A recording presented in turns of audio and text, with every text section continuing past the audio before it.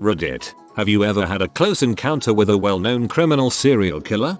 I went to Virginia Tech and had class with Sung Hui Cho. On the first day he introduced himself as from Planet X. He didn't speak the rest of the year. When the professor asked him to read a passage aloud, he walked out and didn't come back for a few days. He started stalking one of the girls in the class until she called the police. This was about a year before the massacre.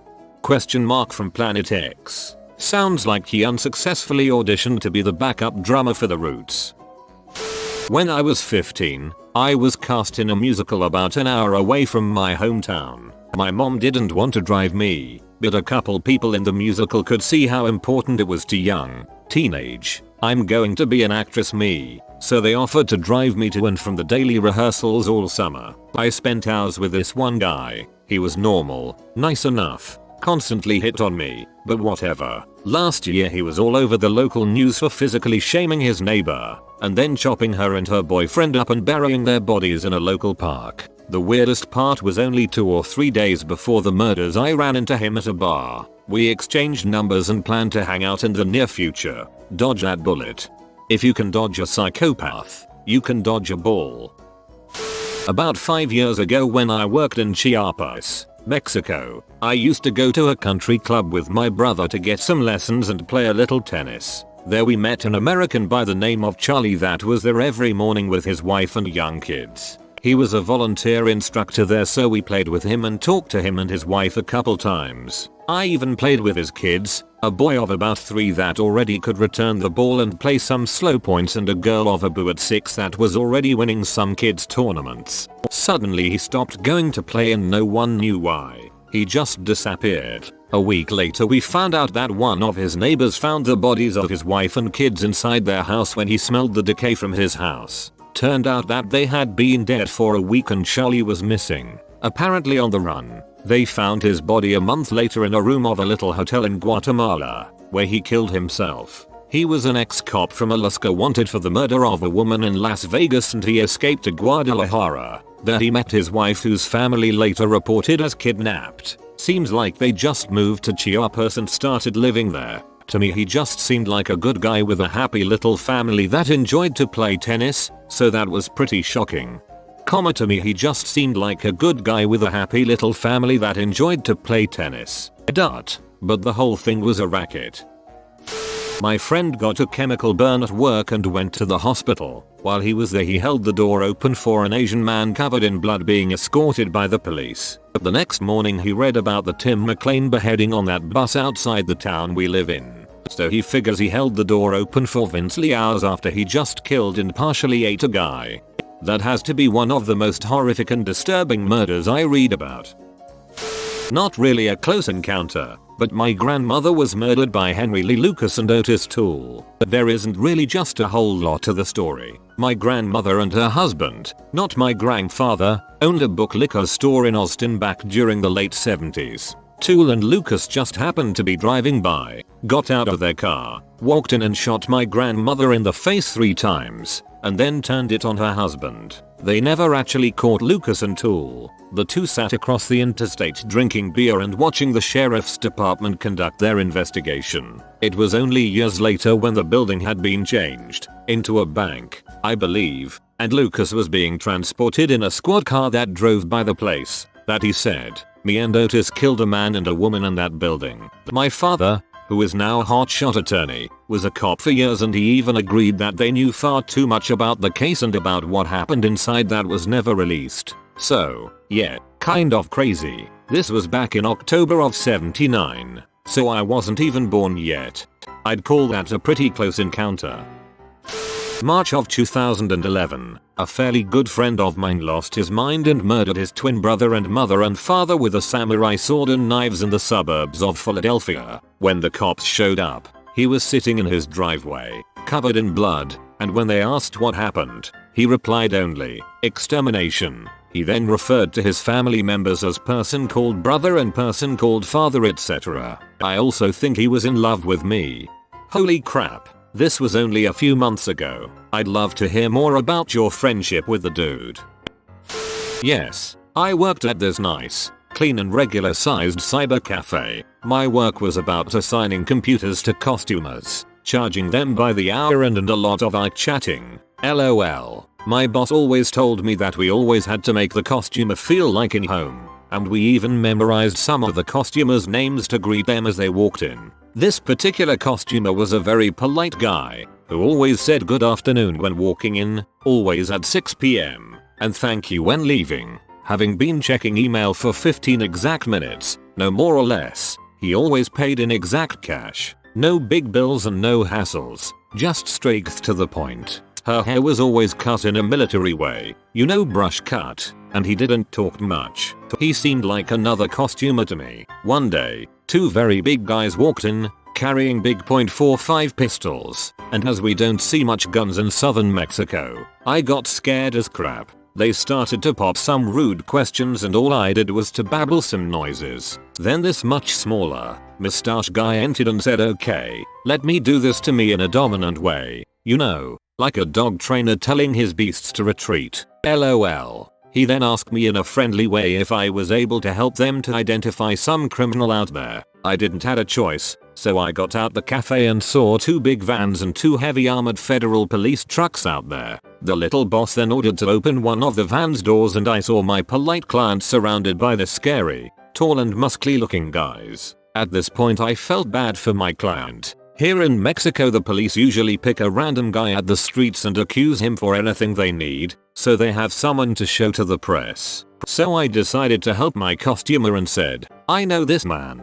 He's a loyal costumer and a good person who always checks his email with us." He not even blinked and asked me about his tennis shoes. "Do you remember what tennis he used to wear?" Stupid question. So I asked, raising my eyebrow, because we used to have a lot of costumers. The feds then walked me to my spot at the cafe and told me do not leave the town soon and partied with police horns and all that crap. Next day, my boss is waiting for me with eyes wide open and pale as a ghost. After I referred my story he slowly gave me the newspaper which read "Serial Killer Captured at Last" with a picture of my polite costumer. In his declaratory statement he said that Satan made him to stalk elderly women and then to break in their houses. And then, after beating the crap out of them, he robbed their money and jewelry, only to shoot them in the stomach and cutting their throats and some sick crap. He was captured because some grandma survived and gave the police a detailed description and cooperated in a police sketch. So, yes, I tried to help a serial killer to get out of a federal car.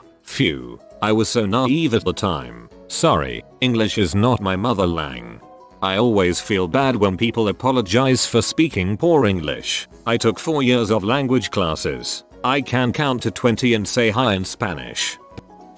Not famous necessarily, but at my old job we had a huge turnover rate. As a consequence we'd hire dang near anyone who had a pulse and could read. One day someone starts there that looks like he'd literally just walked off the prison bus before he got to the office. I've seen much worse before, so I don't give him a second thought until he's seated right next to me. As it turns out, he's actually a reasonably nice person trying to turn his life around. We teach him the business and while he's a slow learner, he puts a great effort into it and ultimately becomes quite successful. He hits a huge level in sales and goes out that Saturday to celebrate. He gets in a fight with some gangbanger and it escalates until my coworker takes out a switchblade and knifes the guy dead. He was convicted of murder and sentenced to life. Still bums me out to think about it because he was 23 at the time. I understand he killed someone, but I think in that act he destroyed his own life as well. My high school math teacher went to high school with Ted Bundy. I grew up in Washington state, so there are a few tangential connections like that in my life. The Pac NW is full of serial killers.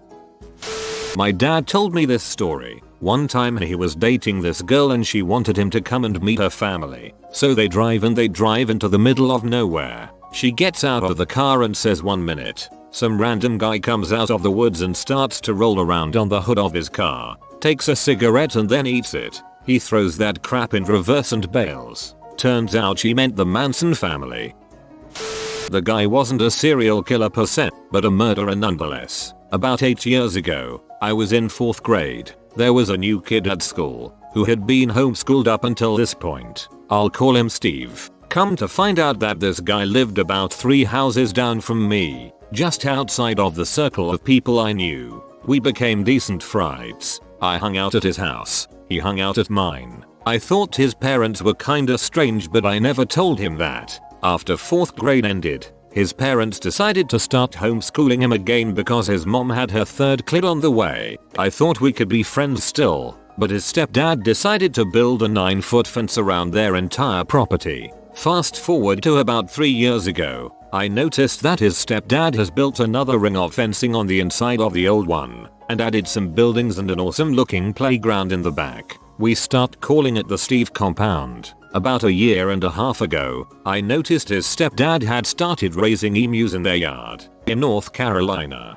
Fast forward again to about a year or so ago, I heard gunshots in the middle of the night, about 1 AM. 3 of them. Steve's stepdad had come out of the back buildings of the compound where he had been sleeping because he and Steve's mom were estranged. Drunk. He killed Steve's mom, Steve, and then himself. Steve was 15 years old at the time. His sisters, who I believe were 7 and 9, and his grandmother got out unharmed. TLDR. In 4th grade I befriended a kid who was later murdered by his stepfather. Holy crap. I live a block away from Willie Picton's old pig farm in Port Coquitlam, BC. I remember coming home from school with helicopters flying all over the place. My family watching the news that night and thinking holy frick. Apparently, the elementary school and most of the houses in this area are built on former Picton land.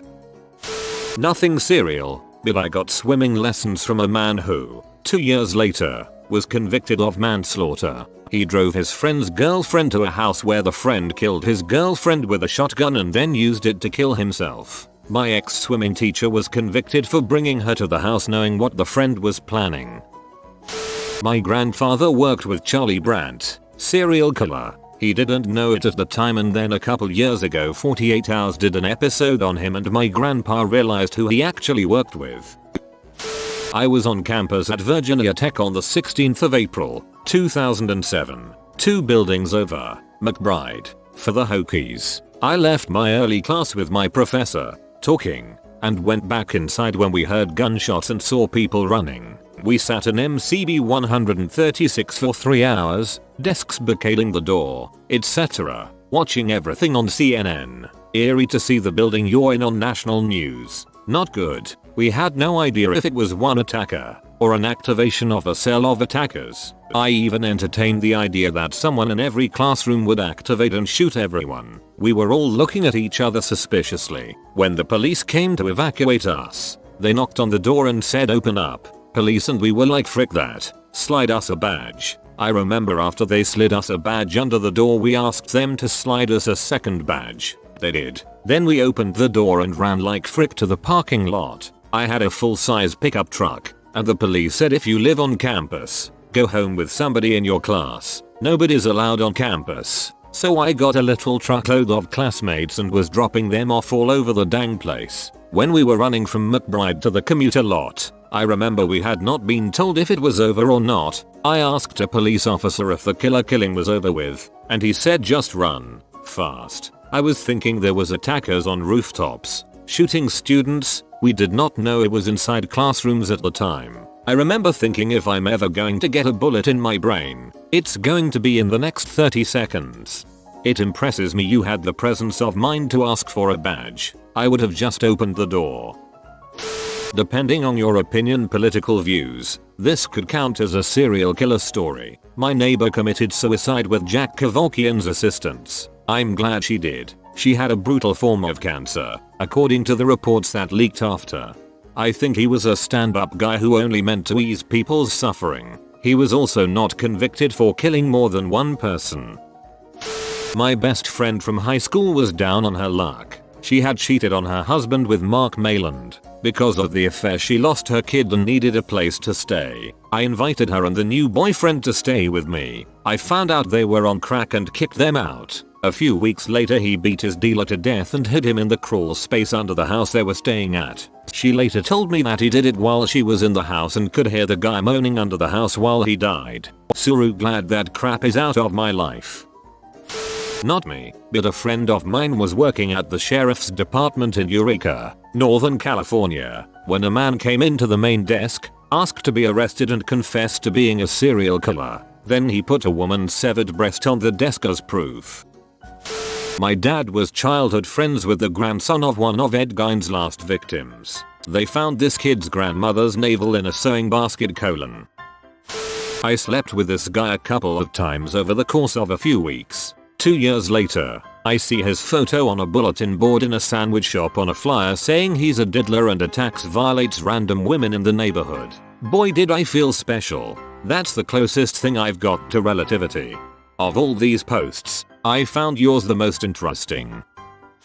My stepmom used to couple with the Green River Killer. This was about 30 years ago. They worked together and both lived in Federal Way, Washington State. I remember when they caught him, she was kind of dumbfounded.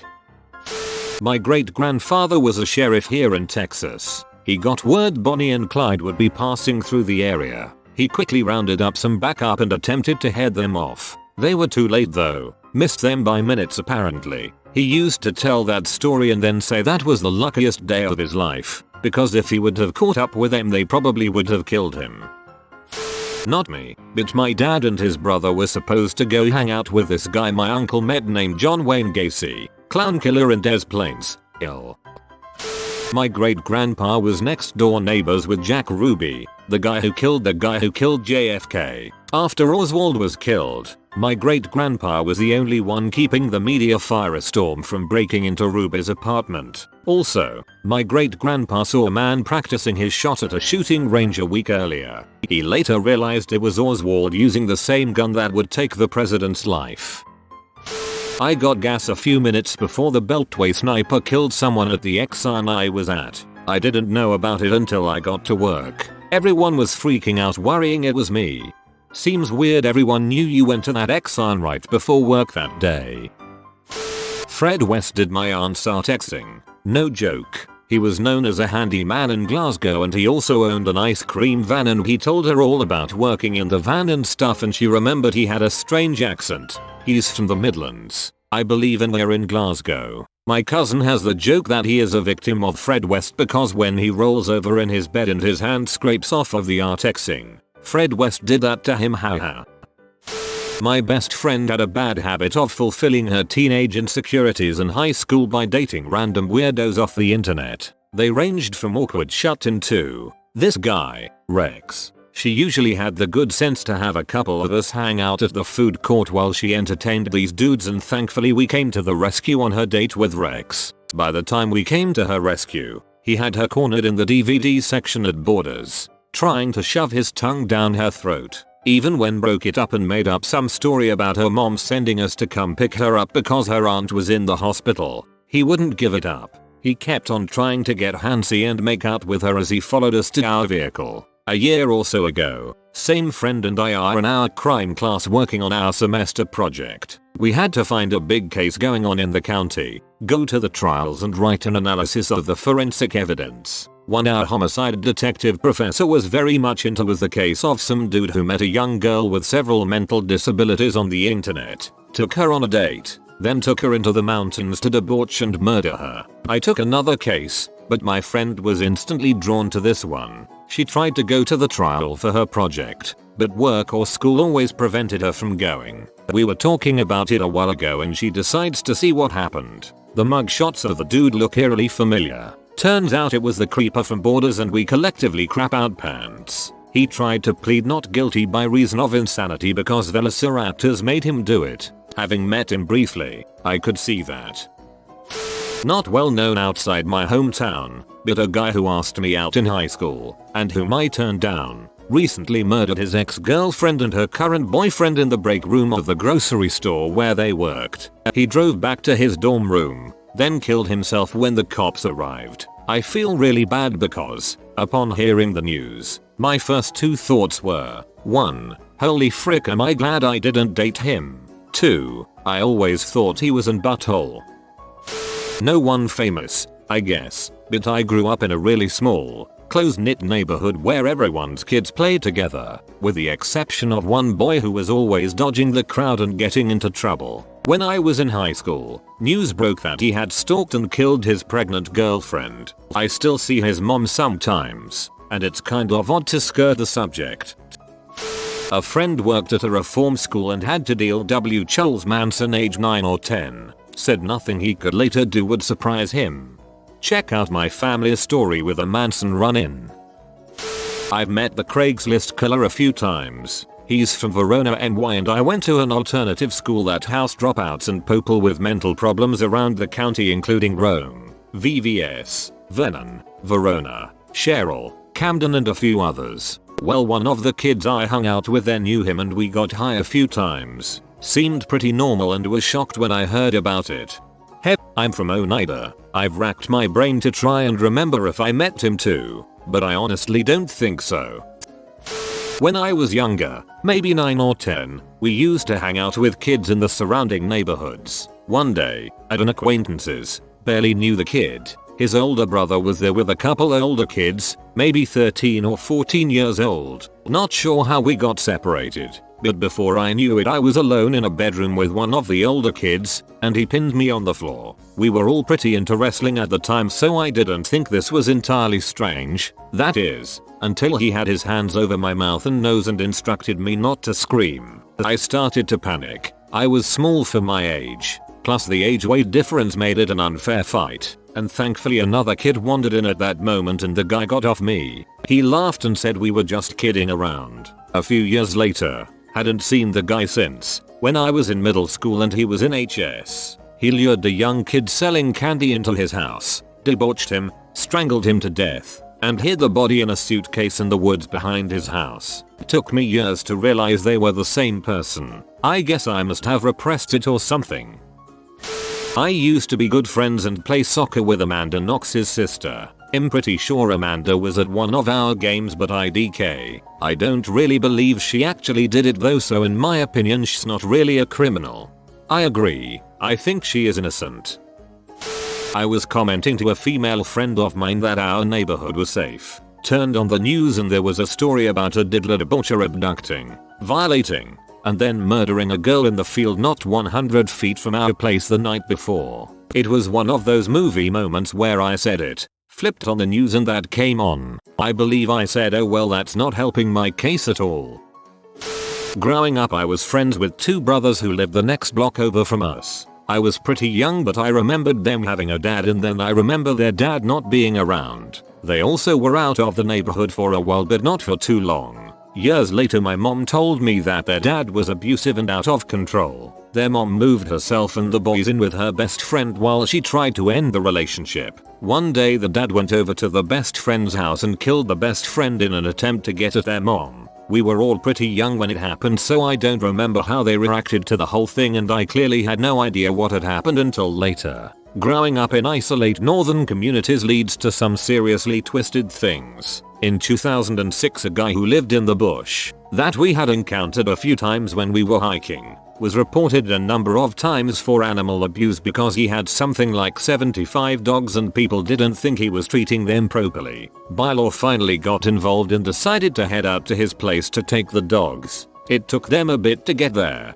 He is a ways from town, and somehow he heard that they were coming. The guy shot all of his dogs, and when the authorities arrived he was sitting on the pile of carcasses. He felt that if he couldn't have and abuse his dogs, nobody could. And then he had the nerve to try to sue the people that reported his abuses for libel and slander.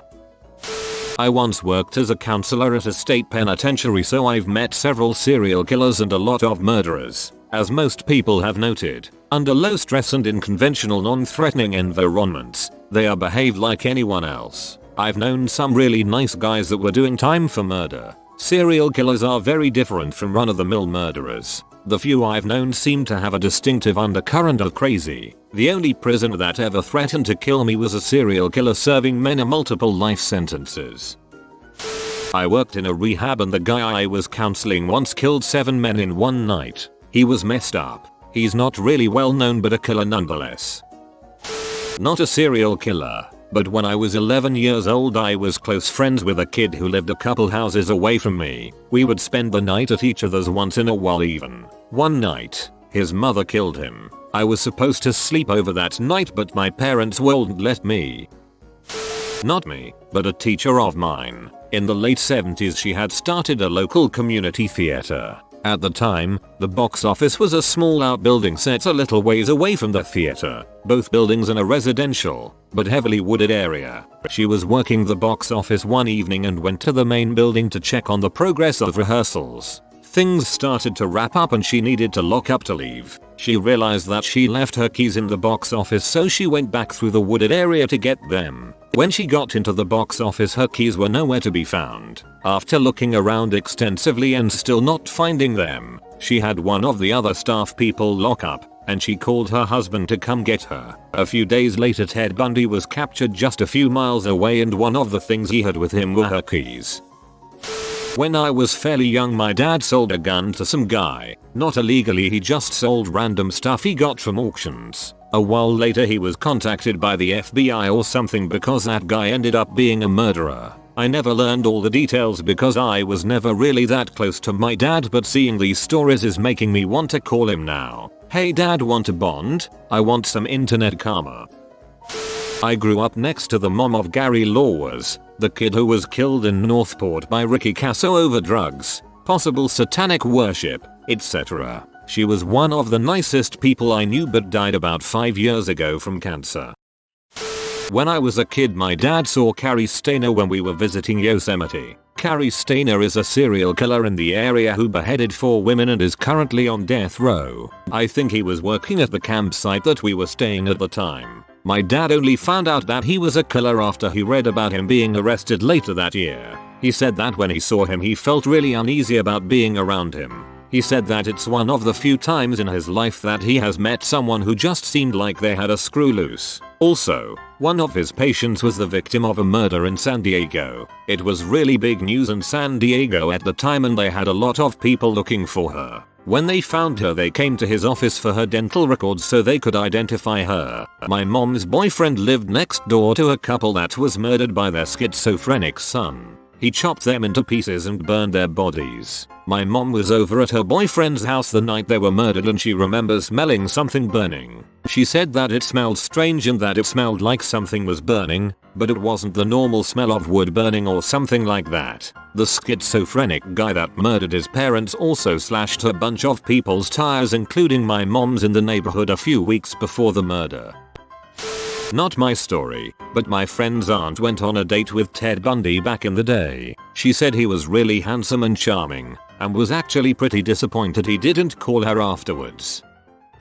Not me, but a dude they brought into my English class in 10th grade. He was a lawyer that for some time worked at the World Criminal Court. On his first day, he walks into a courtroom to watch a trial, and sitting on the stand is some African leader, the man who chopped off limbs and enslaved people to mine for diamonds. Now as soon as the lawyer walks in, the African leader switches from French to English, but because this leader went to college in the NY, he has this Brooklyn accent. So now, this mass murdering war criminal is describing the slaughters of hundreds of people in this Brooklyn accent. Pretty soon, the judge asked him why he's speaking at English. He then nods his head like the lawyer, and says for the American.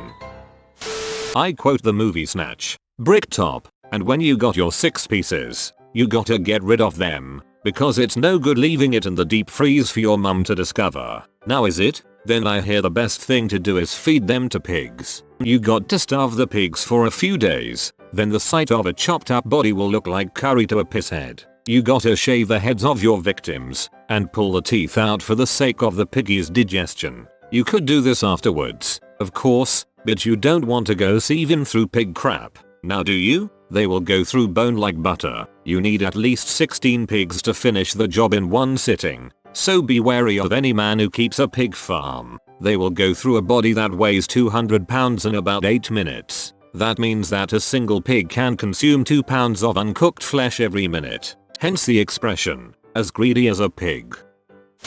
Whoa, that's really creepy. I'm in Manitoba and it was all over the news here. I remember I was younger and my parents wouldn't let me watch the news about it because of how sick it was. If you are new to the channel, you can subscribe. I publish new videos every day. Until then, check another video.